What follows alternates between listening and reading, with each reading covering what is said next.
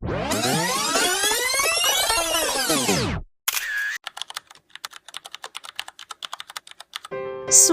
ini selalu menjadi impian banyak traveler, apalagi untuk yang pengen lihat pegunungan Alpen secara langsung.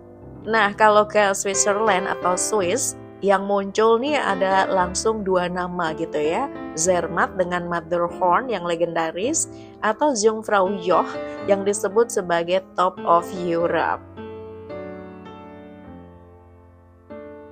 Dulu waktu aku pertama kali ke Swiss itu, aku juga baru tahunya cuman Jungfraujoch aja guys.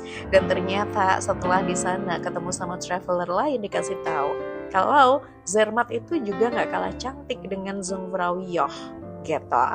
Nah pertanyaannya, kalau kita cuma bisa pilih satu, sebenarnya mana sih yang lebih worth it? Tuh kan jadi bingung kan? Kita akan lihat dari sisi sejarah, budget, cuaca, vibes, sampai tips dari pengalaman langsung. Aku bakal bandingkan keduanya biar kamu nggak salah pilih kalau memang harus memilih salah satu. Tapi kalau harus dua-duanya, wow itu oke banget. Let's go! Oke guys, video ini aku akan kasih perbandingan ya supaya traveler Indonesia atau dari manapun yang pengen ke Swiss dan bingung gitu ya mau pilih destinasi mana sih, apakah mau ke Zermatt atau Jungfraujoch atau yang mana gitu. So aku akan coba kasih gambaran ya guys, dan buat kalian yang sudah punya pengalaman juga ke sini, silahkan tulis di komen supaya kalian juga bisa bantu nih teman-teman yang pengen ke sana supaya nanti sangat worth it gitu ya dan nggak nyesel. Pastinya nggak bakal nyesel sih guys, karena Swiss itu nggak pernah gagal dalam situasi apapun. Oke, ini aku share berdasarkan pengalamanku pribadi dan pendapatku sendiri ya guys. Jadi silahkan, juga aku gabung dengan riset, so kalian feel free juga untuk komentar.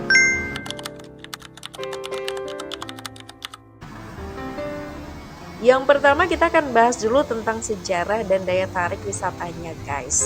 Kita akan lihat dulu di Zermatt. Nah ini menarik karena Zermatt itu adalah kota kecil tanpa mobil. Semua transportasinya elektrik. Di sini yang terkenal banget adalah Matterhorn, nah gunung ikonik yang jadi logo Toblerone. Nah sekarang udah ada gambaran ya, oh itu ternyata. Dan sejak abad ke-19 menjadi destinasi favorit pendaki dan turis yang kaya-kaya. Wah, kalau kesini berarti udah bisa dibilang kaya, gitu nggak sih? Kayak pengalaman maksudnya. Nah, daya tariknya guys, kalau di sini tuh ada ski resort kelas dunia, kemudian view gunung yang fotogenik. Yang pasti kalau kesini pas musim dingin dan lagi banyak salju tuh, wow, magical banget. Kita lihat Jungfraujoch, nah ini disebut sebagai Top of Europe karena dia merupakan stasiun kereta tertinggi di Eropa. Ketinggiannya mencapai 3.454 mdpl. Wah enak ya kalau ke sini mendaki itu naik kereta gitu ya. Dan dibuka sejak 1912, merupakan proyek teknik luar biasa di zamannya. Di sini ada apa aja sih? Ada Ice Palace, ada observatorium, dan panorama Aletsch Glacier atau gletser terpanjang di Eropa. Dan daya tariknya akses kereta spektakuler, juga pengalaman Eropa klasik karena waktu menuju ke atas di Jungfraujoch ini kita naik kereta yang sangat cantik banget pemandangannya di kiri kanan. Terus kita juga ngelihat desa di Swiss yang sangat indah guys. Nah namanya desa kalau udah di sini tuh kayaknya nggak ngerti deh harus ngomong apa. Yang jelas material bangunan dan lain sebagainya tuh diperhatikan banget ya dari sisi kualitas bahan sama arsitekturnya. Ya jelas dong ya karena di sini 4 musim. Harus benar-benar dipikirkan apa material yang cocok untuk 4 musim tersebut.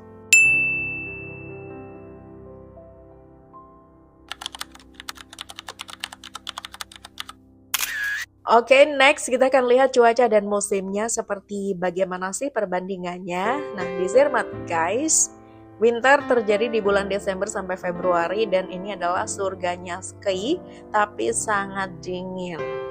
Nah, tuh kan, kalau nggak kuat dingin harus berpikir ulang. Summer terjadi di bulan Juni sampai Agustus. Nah, ini populernya adalah hiking, kemudian langitnya lebih cerah dan view Matterhorn ini jelas banget. Di musim spring atau autumn ini lebih sepi dan harganya biasanya agak lebih murah, guys. So, silahkan ya kalau mau kesini boleh tuh di musim-musim yang kayak gini. Terus gimana dengan Jungfraujoch? Nah, di sini bisa dikunjungi sepanjang tahun tapi cuacanya sering ekstrim. Summer terjadi di Juni sampai September dan waktu terbaik sebenarnya di musim-musim ini, guys, karena view-nya lebih clear. Dan yang pasti untuk saljunya tuh salju abadi, guys, di atas. Jadi mau musim apapun saljunya tetap ada. Jadi kita nggak ketemu salju gitu ya kalau kesini. Nah, di musim winter ini pengalaman salju dan ski, tapi suhunya bisa sampai minus 10 sampai minus 20 derajat. Tuh kan, think twice kan? Catatannya, karena ketinggiannya, nah ini sering berkabut dan juga untuk kalian nih yang punya sakit gitu ya, kayak misalnya aku ada asma gitu ya, itu harus benar-benar pelan-pelan gitu jalannya waktu menuju ke puncak. Tapi nggak apa-apa guys, pelan, tapi nanti bisa sampai dan harus emang benar hati-hati karena itu kan tinggi banget ya. Jadi ya memang harus dipikirkan untuk kesehatan kita. Dan ini bisa jadi mahal karena ya lumayan gitu untuk keretanya sendiri aja udah mahal gitu guys.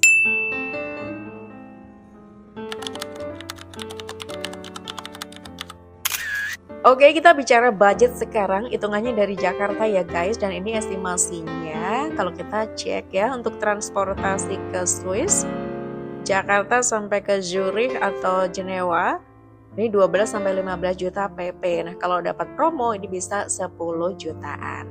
Gimana dengan cara ke Zermatt? Nah, ke Zermatt tuh ada tiket kereta Zurich Zermatt ini 2,5 sampai 3 juta PP. Kayaknya enak banget ya kalau di sana ngomong duit gitu ya. Kayak sedikit gitu padahal ini banyak banget. Cuman di Indonesia kan sekarang kereta juga ada yang mahal guys. Ada 1 jutaan ke atas juga kan. So ya bisalah, kita harus menabung gitu ya. Memang untuk menikmati perjalanan. Untuk akomodasinya ini hostel sekitar 800.000 sampai 1,2 juta per malam. Sementara hotel mid range 2 sampai 4 jutaan. Kemudian tiket kereta ke Gornergracht dengan view Matterhorn ini 1,5 jutaan. Oke, jadi estimasinya 2 hari 1 malam di Zermatt sekitar 6 sampai 8 juta. Gimana dengan Jungfraujoch? Nah, kita akan cek ya untuk tiket kereta Zurich ke Interlaken ini 1,5 sampai 2 juta PP. Kemudian tiket kereta Interlaken ke Jungfraujoch 3,5 juta PP. Oke, untuk akomodasi di Interlaken nih hostel 700.000, hotel mid range 1,5 sampai 3 juta. So, estimasi 2 hari 1 malam di Jungfraujoch 7 sampai 9 juta. Gimana nih guys? Sampai di sini udah bisa berpikir untuk mau pilih yang mana dulu atau mau dua-duanya nih? Sama-sama mahal ya, tapi Zermatt lebih fleksibel karena bisa hiking gratis kalau cuaca bagus. Nah, kalau Jungfraujoch ini fix harus beli tiket kereta karena emang naiknya ke atas banget guys. Jadi nggak ada pilihan tuh. Oke.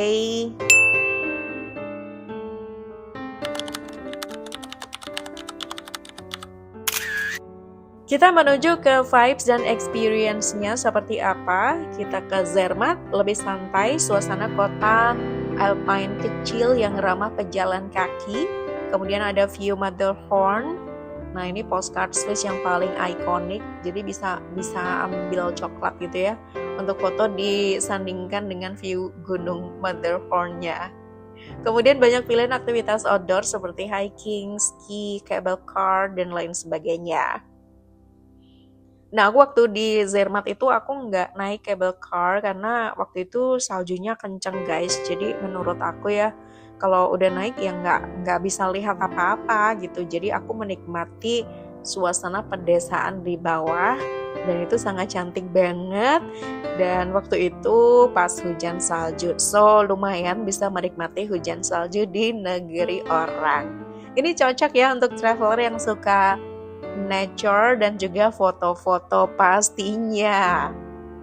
Gimana dengan Jungfraujoch? Nah, ini lebih turistik dan ramai, terutama rombongan tour, karena emang seru sih kalau sama tour, dan terutama ini biasanya emang benar-benar dari luar gitu ya. Nah, temanku yang orang Swiss aja bilang aku aja belum pernah ke Jungfraujoch karena keretanya mahal gitu. Jadi emang banyaknya yang ke sana itu adalah rombongan. Terus kita juga ada pengalaman naik kereta ke stasiun tertinggi di Eropa. Nah, ini unforgettable moment. So silahkan ini bisa menjadi bucket list ya untuk kita traveling ke sini. Dan cocok banget memang yang suka bucket list experience sekali seumur hidup ya, mumpung di sini gitu ya. Kita haruslah ke top of Europe-nya Europe gitu. Kemudian view-nya gimana? Glacier yang luas banget. Beda vibes dari Zermatt yang fokus ke satu gunung. Jadi di sini tuh emang puas-puasin main salju guys, karena itu luas sekali gitu ya.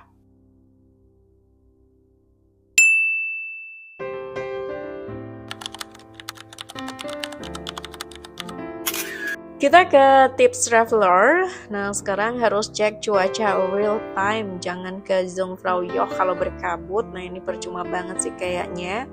Kayak aku ya waktu ke Zermatt tuh, ini cuacanya lagi salju banget, so aku nggak jadi naik cable car. Tapi ya udahlah. Aku juga udah cukup seneng kok dengan jalan-jalan di seputaran perkampungan di Zermatt. Nah, siapkan Swiss Travel Pass. Nah, ini bisa hemat untuk biaya transportasi. Bawa baju super tebal. Bahkan di summer suhu bisa 0-5 derajat di puncak. Waktu itu aku ke sana tuh 0 derajat. Jadi alhamdulillah ya, masih beruntung akunya. Siapkan budget ekstra untuk makan karena satu kali makan bisa 200-400 ribu. Jadi di atas Jungfraujoch itu ada restoran guys. Nah, di sana makanannya adalah bakso gitu ya. Jadi mie sama bakso gitu, tapi karena emang cuacanya dingin banget, ya udahlah enak-enak aja gitu. Dan karena mata uangnya adalah Swiss franc, jadi ya lumayan lah ya, harus dipikirkan. Kalau punya waktu terbatas, bisa pilih salah satu karena mirip ya antara Zermatt sama Jungfraujoch. Tapi kalau long trip, bisa dikombinasikan Zermatt dan Jungfrau. Kalau aku pribadi dulu tuh waktu pertama trip aku ke Jungfrau, nah kemudian trip yang kedua aku ke Zermatt gitu guys, karena kan masih kerja juga ya, so waktu cutinya terbatas, nggak cukup gitu kalau harus menjalani dua-duanya, jadi harus dipikirkan kembali. Kesimpulannya guys, kalau kamu pengen vibes kota kecil Swiss yang fotogenik dengan Matterhorn ikonik, Zermatt ini lebih worth it. Temanku tuh lebih suka Zermatt ya katanya, dan dia bilang waktu itu aku kesini tuh emang mau ke Zermattnya gitu. Jadi highlightnya dia itu Zermatt gitu guys. Nah, kalau kamu pengen pengalaman spektakuler naik kereta ke stasiun tertinggi di Eropa, Jungfraujoch ini nggak tergantikan.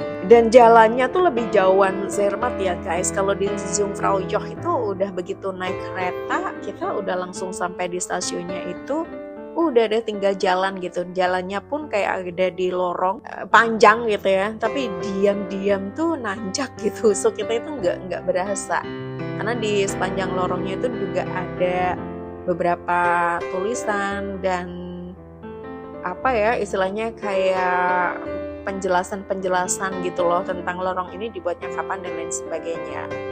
Jadi meskipun jauh ya tetap santai. Dua-duanya mahal guys, tapi sama-sama unforgettable. Jadi balik lagi ke prioritas. Apakah foto postcard Swiss atau bucket list top of Europe? Kalau kamu uangnya nggak berseri sih nggak masalah ya guys. Tapi kalau aku ya, kaum mendang-mending, aku tetap harus berpikir untuk hal-hal semacam itu. So, kamu lebih milih mana guys? Kamu tim Zermatt atau Jungfraujoch? Tulis di komentar ya. Terima kasih sudah nonton. Jangan lupa like dan subscribe biar aku bisa terus share pengalaman traveling dan harapannya bisa bermanfaat untuk kita semua. Sampai ketemu lagi di videoku selanjutnya. Bye-bye, happy traveling!